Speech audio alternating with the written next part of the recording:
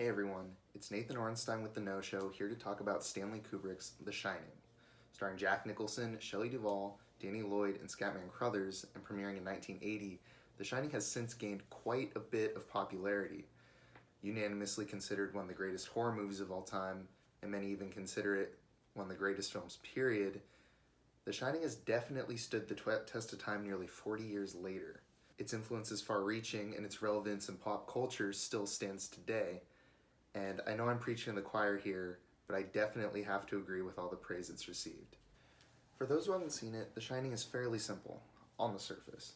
Jack Torrance, played by Nicholson, is hired to take care of the Overlook Hotel during the off-season, a hotel located in Colorado, where the winter and fall are quite snowy.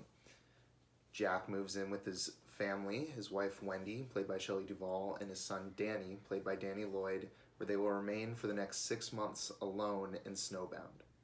Put simply, The Shining is a story about cabin fever and how isolation can truly push a man to its limits. But things really aren't that simple. There's supernatural elements throughout, and you really start to question the sanity of some of these characters. The Shining is a horror movie through and through, but don't expect the typical jump scares accompanied by loud noises you might find in something more common, run-of-the-mill. Despite the supernatural elements, The Shining is very much a human story, making it all the more unsettling. I'm going to get the most obvious part of this review out of the way now. Jack Nicholson. What a performance. Every line he says, every facial expression he makes, every step he takes, it's all perfection. Of course, a lot of this can be attributed to Stanley Kubrick's meticulous and flawless direction. Every aspect of every performance feels intentional, with an attention to detail that really brings life to each performance here.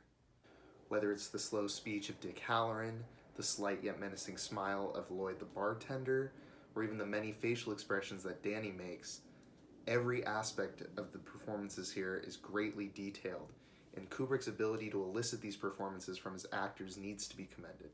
But it isn't just the performances that allow The Shining to work so effectively as a horror film. The atmosphere is tense from the opening shot to the last, due to excellent camera work, a perfect set, an incredibly eerie soundtrack that never lets up. Tracking shots are frequent, yet never overused, allowing the audience to feel as if they're there with the characters, experiencing the same fear that they do.